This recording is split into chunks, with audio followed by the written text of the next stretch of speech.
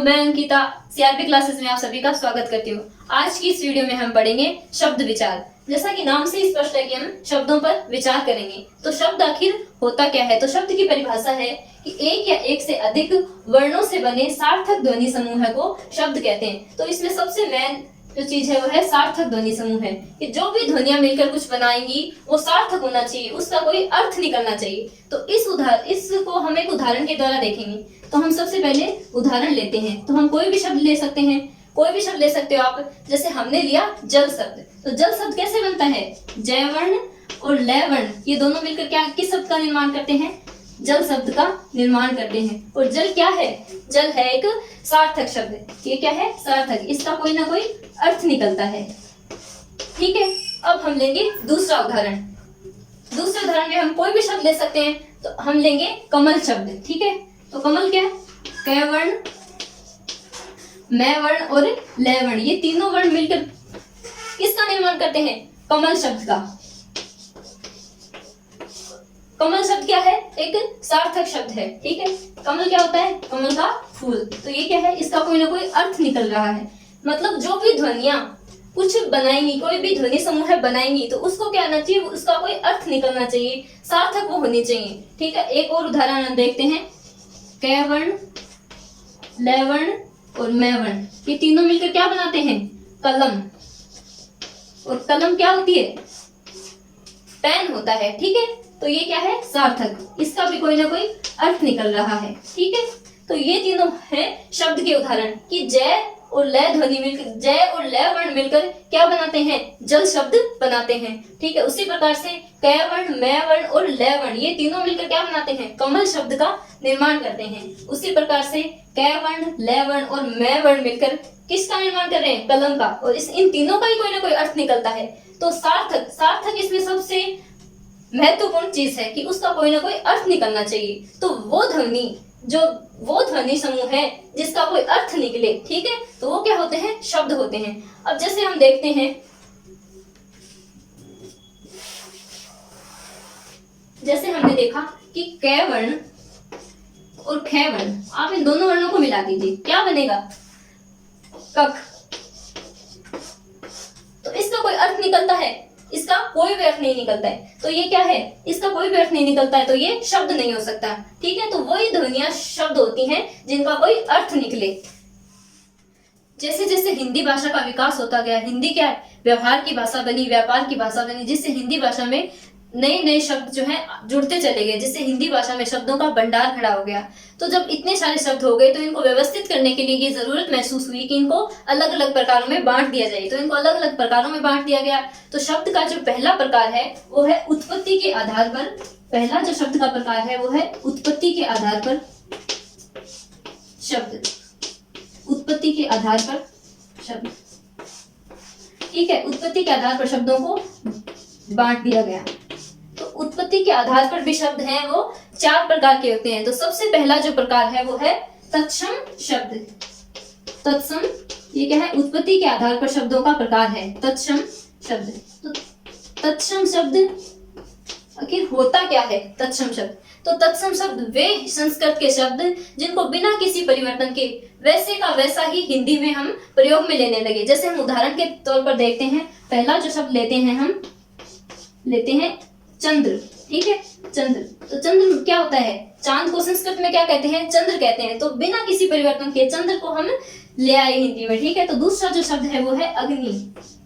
अग्नि, तो आग को क्या कहते हैं? संस्कृत में अग्नि कहा जाता है। तो बिना किसी रूप परिवर्तन के वैसे का वैसा ही हम इसको क्या करने लगे? हिंदी में प्रयोग करने लगे। तो ये दोनों शब्द क्या है?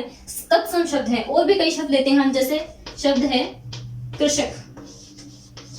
कृषक शब्द आपने देखा होगा हम हिंदी में प्रयोग करते हैं। तो ये शब्द क्या है? हिंदी का नहीं है। ये शब्द किस चीज का है? ये कौन सी भाषा का शब्द है? ये है संस्कृत भाषा का शब्द। तो हम इसको बिना किसी रूप परिवर्तन के हिंदी में प्रयोग में करने लगे। ठीक है, और चौथा एक और शब्द लेते हैं हम आम्र। आम को हम संस्कृत में क्या कहते हैं? आम्र कहते हैं। तो इस प्रकार से बिना किसी रूप परिवर्तन के संस्कृत के शब्दों को हम हिंदी में प्रयोग में करने लगे। तो वो कौन से शब्द कहलाए? तत्सम शब्द कहलाए। उत्पत्ति के आधार पर जो शब्द का दूसरा जो प्रकार है वो होता है तद्भव। तो हम देखेंगे तद्भव शब्द। तो तद्भव भव शब्द, ये दूसरा प्रकार है शब्द का। तो तद्भव शब्द वे शब्द होते हैं, संस्कृत के वे शब्द जिनको थोड़ा बहुत रूप परिवर्तन करके, जिनको जटिल से सरल बना के हमने क्या किया, हिंदी में प्रयोग करना शुरू कर दिया। जैसे हम ये देखते हैं, ये क्या है, ये कौन सा शब्द है, ये तत्सम शब्द है, ये संस्कृत का शब्द है चंद्र शब्द। तो इसको हमने क्या किया, इसको सरल बनाया, हमने क्या किया, चांद। ठीक है, तो ये चांद जो शब्द है ये कौन सा है, तद्भव शब्द। जैसे अग्नि है, अग्नि को हमने क्या कर दिया, आग बना दिया, इसको क्या किया हमने, सरल कर दिया। इसके बाद में कृषक जो शब्द है, कृषक क्या होता है, किसान होता है। ठीक है, तो हमने इसको क्या किया, कृषक को सरल बना दिया, किसान बना दिया। और आम्र जो होता है वो क्या होता है, आम, आम बना दिया हमने इसको। क्या है कि ये जो शब्द थे, चंद्र, अग्नि, कृषक, आम्र, ये थोड़े जटिल शब्द थे, तो इनको हमने क्या किया, सरल कर दिया। तो सरल करने से क्या हुआ, ये जो शब्द बना वो शब्द कहलाया तद्भव शब्द। जैसे कि आप देख सकते हो, चांद, आग, किसान और आम। तीसरा जो प्रकार है वो है देशज शब्द। तीसरा प्रकार है देशज शब्द। ठीक है, देशज शब्द। तो जैसा कि नाम से ही पता चल रहा है कि देशज यानी इनको हम देशी शब्द भी बुला सकते हैं। ये क्या होते हैं, देशी शब्द होते हैं, देशी शब्द। तो देशी शब्द कौन से शब्द होते हैं, वे शब्द जिन्हें ना तो संस्कृत भाषा से लिया गया, ना हिंदी भाषा, ना ये हिंदी भाषा के शब्द हैं, ना किसी और भाषा से इनको लिया गया, तो ये हमने अपने आप ही बना लिए हैं। तो इस प्रकार के जो शब्द होते हैं वो आते हैं देशज शब्द में। जैसे हम कुछ उदाहरण देखते हैं। ठीक है, तो हम उदाहरण देखते हैं। तो हमने लिया खर्राटा, तो ये जो शब्द है ये कौन सा है, देशज शब्द है, ये हमने अपने आप ही बना लिया। ये ना संस्कृत का है, ना ये हिंदी भाषा का शब्द है। उसी प्रकार से दूसरा जो लेते हैं हम, क्या, गड़बड़। ठीक है, इसी प्रकार से तीसरा जो शब्द देखते हैं वो चूड़ी। और चौथा शब्द टोपी। तो ये जो शब्द हैं, खर्राटा, चूड़ी, गड़बड़, टोपी, ये जो सारे शब्द हैं ये क्या है, हमने अपने आप ही बना लिए और इनको हम प्रयोग करने लगे। एक दूसरे की देखा देखी करके क्या है, ये शब्द प्रयोग में आने लगे और इनको क्या किया गया, हिंदी भाषा में ले लिया गया। तो ये जो शब्द हैं कहलाए देशज शब्द। ठीक है, चौथा प्रकार है वो कौन सा है, विदेशज शब्द यानी विदेशी शब्द। जैसा कि नाम से इसके स्पष्ट हो रहा है कि विदेशी यानी दूसरे देशों से लिए हुए। ये क्या है, हिंदी भाषा के नहीं है, इनको क्या किया गया, हमने दूसरे देशों की भाषाओं से ले लिया। तो ये जो शब्द हैं, पहला शब्द जो है अरबी शब्द, अरबी शब्द। ठीक है, पहला कौन सा है, अरबी शब्द। अब अरबी शब्द कौन कौन से होते हैं हिंदी भाषा में, अरबी शब्द कौन कौन से हैं, अखबार। अखबार जो शब्द है वो क्या है, हिंदी भाषा का नहीं है, वो अरबी भाषा का है। ठीक है, तो दूसरा जो है अखबार, अदालत। इसी प्रकार से जो आदमी।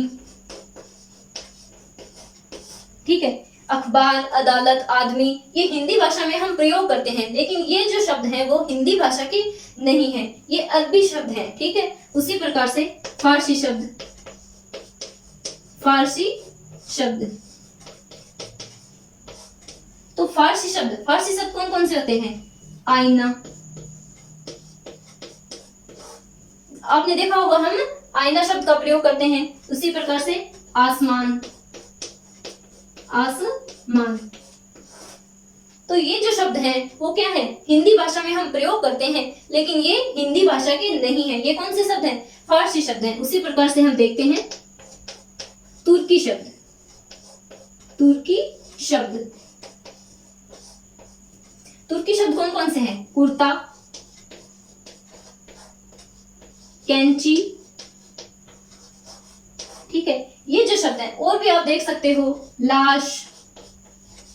ठीक है, जो ये शब्द हैं, कुर्ता, कैंची, लाश, ये हम हिंदी भाषा में प्रयोग तो करते हैं, लेकिन ये शब्द किसके हैं, तुर्की शब्द हैं, ये तुर्की भाषा के शब्द हैं। ठीक है, तो ये जो है अरबी, फारसी, तुर्की, ये शब्द कहाँ से आए हिंदी में, ये मुस्लिम जो शासन है, मुस्लिम शासन के प्रभाव से हिंदी भाषा में आए। जैसे कुछ शब्द हैं, डॉक्टर, कलेक्टर, कॉलेज, ये क्या है, हम हिंदी भाषा में इनका प्रयोग करते हैं, लेकिन ये जो शब्द हैं हिंदी भाषा के नहीं है। ये शब्द किसके हैं, अंग्रेजी भाषा के हैं, तो ये अंग्रेजी शब्द होंगे। डॉक्टर, कलेक्टर, कॉलेज, ये अंग्रेजी शब्द होंगे। उसी प्रकार से हम देख सकते हैं अंग्रेज, कर्फ्यू, बादाम, ये हम हिंदी भाषा में प्रयोग करते हैं, लेकिन ये फ्रेंच शब्द हैं। उसी प्रकार से अलमारी, कमरा, तौलिया, ये जो तीनों शब्द हैं ये क्या है, पुर्तगाली शब्द हैं। और आप देख सकते हो जार, बुजुर्ग, ये हम क्या के हिंदी भाषा में प्रयोग करते हैं, लेकिन ये रूसी शब्द हैं, ये रूस के शब्द हैं हमारे लिए। तो ये देख सकते हो आप कि अंग्रेजी शब्द, फ्रेंच शब्द, पुर्तगाली शब्द, रूसी, ये इन सब का हम क्या करते हैं, हिंदी भाषा में प्रयोग तो करते हैं। हमने इन्हें हिंदी भाषा में ले लिया है, लेकिन ये क्या है, दूसरे देशों की भाषाओं के शब्द हैं। तो ये क्या हो गए, विदेशी शब्द। तो ये थे उत्पत्ति के आधार पर शब्दों के प्रकार। अगर आपको हमारा वीडियो पसंद आया तो वीडियो को लाइक कीजिएगा, चैनल को सब्सक्राइब कीजिएगा और बेल आइकन का बटन दबाना ना भूलिएगा। थैंक यू दोस्तों।